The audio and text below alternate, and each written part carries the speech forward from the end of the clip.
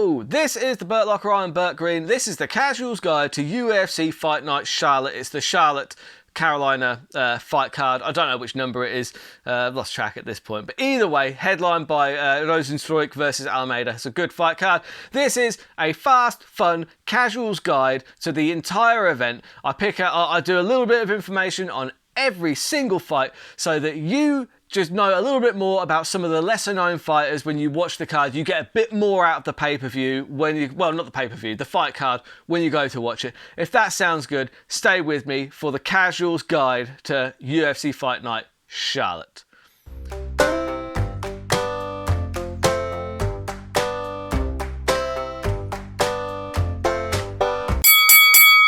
So first up, we've got Jessica Rose Clark coming out of Australia against Tiandra Lisboa, the Brazilian. This is the bantamweight ladies, 5'5", plays 5'7". No idea on the reach. Clark has had a rough go lately, honestly. 4 in her last 6.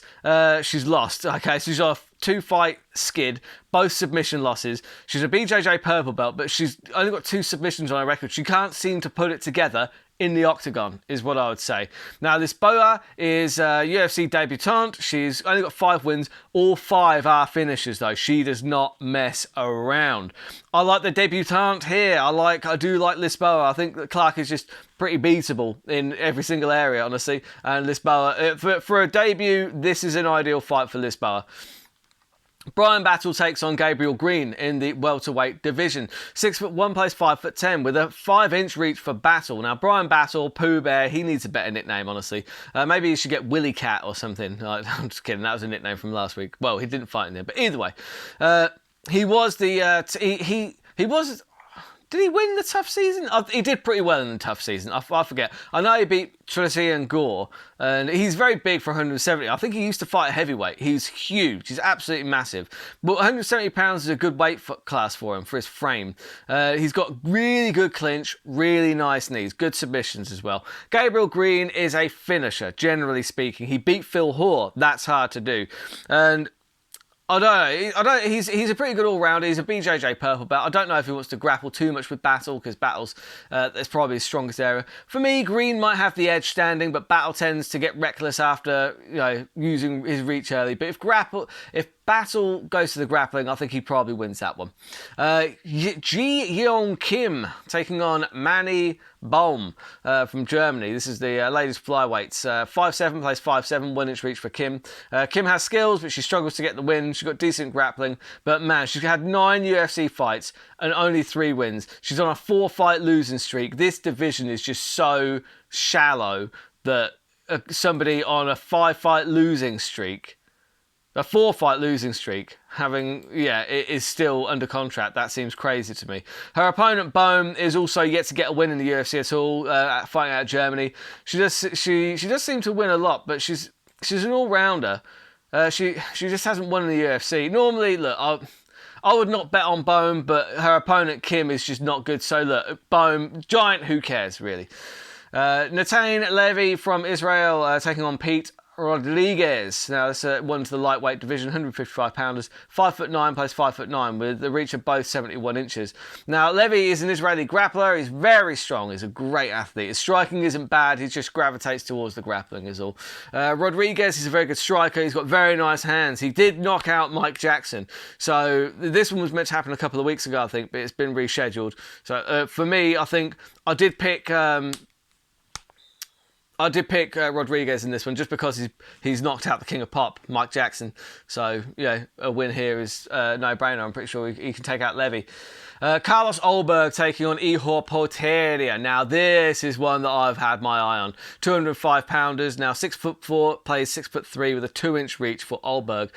This one's fight of the night for me, honestly. Now, Olberg, he's an elite level kickboxer. He comes out of the City Kickboxing Gym in Australia, with the likes of Volkanovski, Adesanya, those guys. Now, he dropped his first fight to Zhekwu, but we saw Zhekwu just fight Devin Clark last week, who's an absolute beast in his own right, 6'5", very tricky guy. So losing to that guy is not like the end of the world. Olberg's got great kicks, great hands. He's so powerful. He's handsome as all hell as well. He might be the next Luke Rockhold, but in a good way. Ihor Potieria, he's Ukrainian. He had the horrible job of taking Shogun Hua around the proverbial shed and shooting him in the back of the head, because that was not a fun fight for anybody. Not to watch, not for him, not for Shogun. There was no point in that fight at all. So now it's time for a real test, and this is a real test. He is very good on the feet, but he also does have decent grappling. He's a solid light heavyweight talent, honestly. Now, for me, if this stays standing, Oldberg, he's just a bit more polished. He's probably going to get the better of it, especially in kicking range. I would give Potieria the edge in grappling because he does tend to have a better mix of his skills.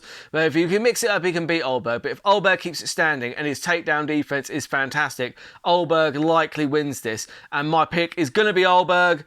I think that he gets it in the first or second round. It's going to be exciting either way, though. Keep your eye on that fight. Cody Stamann taking on Douglas Silva de Andrade in the bantamweight division. 5'6", plays 5'7", with a 3-inch reach for de Andrade. Cody, he's a wrestler slash boxer base. He's solid in both, honestly. He's got good power in his hands. He's got good, solid takedown defense and offense, to be fair. He's usually quite good at grinding his opponents down. And his only losses since 2018 are, in fact, to Sterling Rivera, Merab Dvalishvili, and Said Nurmagomedov. So when you look at that, like, those are the people that have beat him. Those are the only people that beat him since like 2018. Everyone else he has beaten, so he's good, to be fair. Douglas Silva de Andrade, when he isn't doing hits for cartels, which is what he looks like he should be doing, he is putting together a bang average record in the UFC. He's a boxer BJJ guy with an emphasis on the boxing. He really does like to throw his hands. He obviously knows what to do if he hits the ground, albeit he rarely chases that outcome. Stamann, for me, he's just a bit better in every area. I don't think he's going to struggle too much with this guy. When you look at the level of guys it takes to beat Stamann, I don't know if De Andrade is on that level. Maybe we'll see. Maybe this is where Douglas Silva de Andrade steps up, but I don't think it is. Cody Stamann for the win there for me. So Carl Williams now takes on Sherman Chase in the 265-pound division. 6'3", plays 6'4", with a 1-inch reach for Williams. Williams I'm not too familiar with, honestly. I watched a YouTube highlight. He seems to be fairly athletic, heavyweight with good hands, and he likes to keep it standing. He has power, but it's nothing too remarkable. Now, Sherman is a guy, when you look up MMA Journeyman, his face is in the dictionary there. Like, not in a bad way. Like, he's just not... His record is unspectacular. Like, he can bang, but he likes to get into nasty scraps. He usually gets on the wrong end of them, right? He has good power, though. 15 of his 16 wins are by knockout, but he's probably fighting for his job here because he's only won 1 in his last 6 fights. That's not good. Come on, man. So the pressure of fighting for your job, it can really light a fire under you, or it can make you crumble. I think it lights a fire under Sherman here. I think he does have stopping power, and when he lets his hands go and when he's fighting guys that are kind of on his level or just below, he usually does pretty well. I'm not familiar with Williams, so I think that Sherman could get the win here. I hope he does, because I do like Sherman. He's pretty good. Matt Brown takes on Court McGee in the 170-pound welterweight division. 6 foot, plays 5'11", with a half-inch reach for Court McGee. Now, Matt Brown is old school. He's just a savage. He's always getting into barn burner fights. He's got great elbows in the clinch, lovely head kicks as well, great body kicks. And he should have retired long ago, but he just kept going. Like, he had a really great highlight reel against Diego Sanchez that was supposed to be his last fight ever, and then he decided to just keep going because it felt so good. And now it's like, I think he should have stopped. But either way, Court McGee, he's another one who probably should have retired quite a while ago. He was on like The Ultimate Fighter back in 1992. Anyway, he uses a wrestle-heavy attack with submissions and ground and pound. He's solid, if unspectacular, but his wrestling is really good. So, you know, Matt Brown's going to have to stop the grappling here. If Matt Brown can let go of the body kicks and get the combos going without giving up takedowns, he can give some real problems to McGee. But McGee's an extremely good wrestler. I think McGee probably gets the takedown, gets some ground and pound to a decision. That's probably how that one goes for me. Then you've got the main card. So if you could just do me a favour and hit subscribe, I'd really appreciate that. Thank you very much. Tim Means takes on Alex Morono in the first fight on the main card. 6'2", plays 5'11", with a 3-inch reach for Means. The Dirty Bird is just a tough guy in general. He's had a hard life. He got stabbed outside a bar, and then he got hooked on pain meds, and then he got hooked on crystal meth. He's seen a lot of shit, right? He's got skills everywhere. He tends to brawl and he's just tough. He's hard to put away and he's skilled.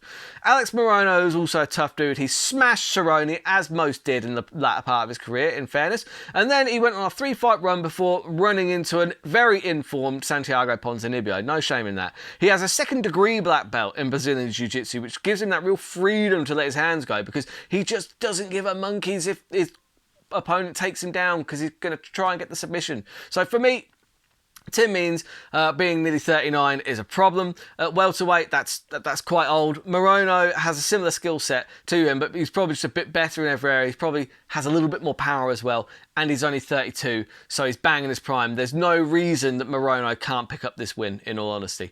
Mackenzie Dern takes on Angela Hill in the strawweight division. Ladies, 5'4", plays 5'3", with a 1.5-inch reach for Hill. Now, Dern, she's a Brazilian Jiu-Jitsu savant. She's got more Brazilian world golds than I've had hot dinners, honestly. She's just a wizard on the ground, in a gi, out of a gi. Just don't go to the ground with Mackenzie Dern. But if you can negate her on the ground and keep it standing, honestly, her stand-up's pretty whack, yo. It just is. It's just not... Her chin goes out, she throws like it's not good.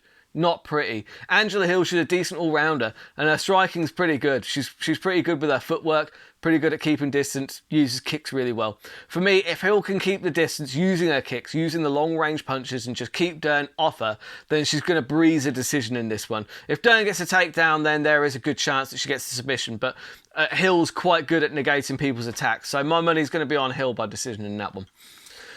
Daniel Rodriguez takes on Ian Machado Gary. Now, you've got another fight with a Fight of the Night candidate here. 6'1", plays 6'3", with a 1/2-inch reach for Gary. Now, Rodriguez looks like the villain in an MMA movie. I've said that many times. He's got the cage tattooed on him. He's mean. He's just got great hands for MMA. Great boxing. It really does set him apart. He uses the 1-2 down the pipe with great effectiveness. He struggled with Magny because Magny's very, very long, and that's something to keep in mind here. Now, he favours the boxing. He does have a BJJ purple belt under Eddie Bravo. So, you know those 10th Planet guys, they're creative as shit. So don't play around on the ground too much there, right?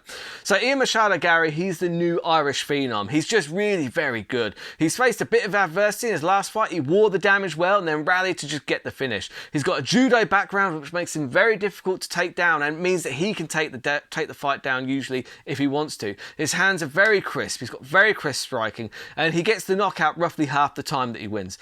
And he's won all of his fights. He's undefeated. For me, we saw Rodriguez struggle with the length of Magny. Machado Gary is similarly long, and he uses it really well. I think Gary might be the real deal here, so I'm going to take him as my pick, but I would not be shocked in any way to see D-Rod get the knockout because he's got power in his hands, and Gary, we saw in his last fight, he is hittable. Anthony Smith takes on Johnny Walker in the co-main event, light heavyweight division. This should be the main event, really. I don't know why it got bumped because this one's far more intriguing to me than the main event, if I'm brutally honest. 6'4", plays 6'6", with a 6-inch reach for Johnny Walker.